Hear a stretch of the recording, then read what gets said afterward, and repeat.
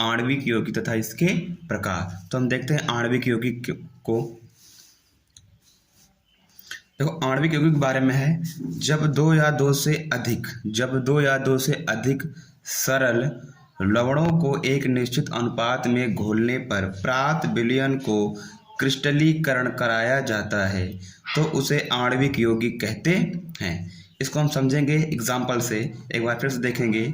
जब दो या दो से अधिक सरल लवणों को एक निश्चित अनुपात में घोलने पर प्राप्त विलयन को क्रिस्टलीकरण कराया जाता है तो उसे आणविक यौगिक कहते हैं। देखो हम यहाँ पर क्या कर रहे हैं, यहाँ पर दो या दो से अधिक सरल लवण, हमने एक सरल लवण को लिया है फेरस सल्फेट और दूसरा क्या है ammonium sulphate. Clear, ferrous sulphate और अमोनियम सल्फेट को क्या किया है, हमने मिलाया है। ये फेरस सल्फेट का एक अणु है और ये अमोनियम सल्फेट का अणु है। दोनों को हमने क्या किया, एक निश्चित अनुपात में लेकर मिलाया है। क्लियर, मिलाने के बाद हमने क्या किया, उसको क्रिस्टलीकृत किया है। हमने दोनों को मिलाने के बाद क्या किया, क्रिस्टलीकृत किया है।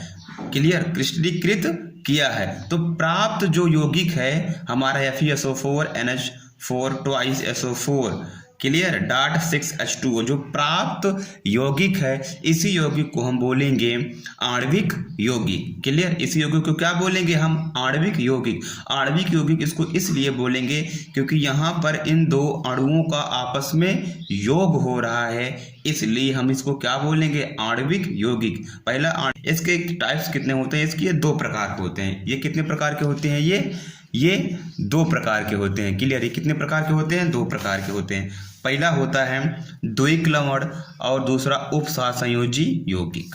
पहला क्या होता है, द्विक लवण और उपसहसंयोजी यौगिक।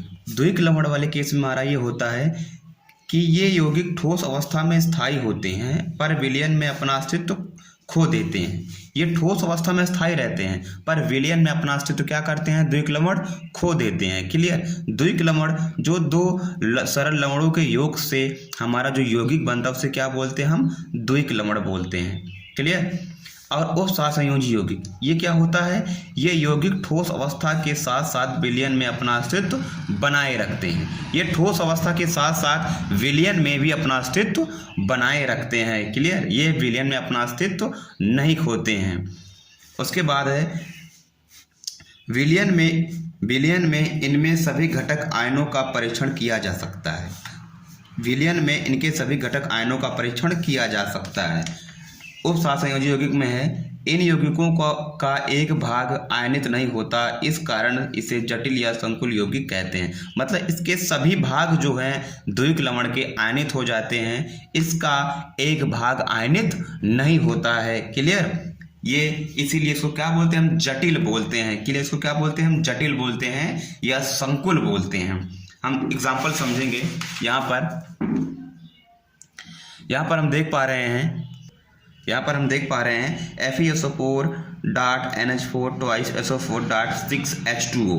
जब इसको हम जल में वियोजित करेंगे, जल में घोलेंगे तो क्या होगा, ये सब अपने आयनों में टूट जाएंगे। जैसे Fe है, ये टूटा किस में, Fe2 प्लस में। क्लियर, और SO4 कितने आयन हैं, 2 सल्फेट आयन है तो ये 2SO4 माइनस में टूटा। और अमोनियम के भी 2 आयन, अमोनियम भी क्या है, 2 है तो ये भी 2 आयनों में अपने टूट जाएगा। यानी ये सब क्या होते हैं, विलयन में अपना अस्तित्व खोकर आयनों में टूट जाते हैं। क्लियर, ये विलयन में अपना अस्तित्व खोकर आयनों में टूट जाते हैं और ठोस अवस्था में वैसा ही रहेंगे।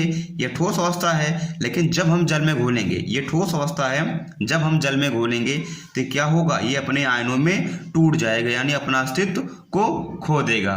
क्लियर, उपसहसंयोजी यौगिक में ये होता है कि ये इसका एक ही पार्ट क्या होता है, आयनित होता है और दूसरा पार्ट में आयनित नहीं होता है, इसलिए इसका अस्तित्व, ये अपने अस्तित्व को बनाए रखता है। क्लियर, अपना अस्तित्व खोता नहीं है। क्लियर, ये अपने अस्तित्व को बनाए रखता है, अपना अस्तित्व खोता नहीं है, जबकि ये विलयन में अपना अस्तित्व खो देता है और सभी पार्ट इसके आयनित हो जाते हैं, लेकिन इसके एक पार्ट आयनित होते हैं। क्लियर, और ये अपने अस्तित्व को बनाए रखता है। FeCN6। तो इसमें हम थोड़ा कंफ्यूज हो जाते हैं कभी कभी कि हम इसको किसको क्या बोलेंगे। तो हम देखेंगे यहाँ पर अब यहाँ पर Cn क्या कर रहा है, Cn दाता परमाणु की भांति काम कर रहा है। Cn हमारे पास 6 Cn है, ये क्या कर रहे हैं, ये दाता परमाणु की भांति काम कर रहे हैं। अब किसको, Fe को दे रहे हैं, तो जिसको दे रहे हैं वो कहलाएगा केंद्रीय धातु परमाणु। क्लियर। Cn जिसको लोन पेयर अपना डोनेट कर रहा है, दान कर रहा है, वो क्या कहलाएगा, केंद्रीय धातु परमाणु। और जो दे रहा है वो क्या कहलाएगा, लिगेंड।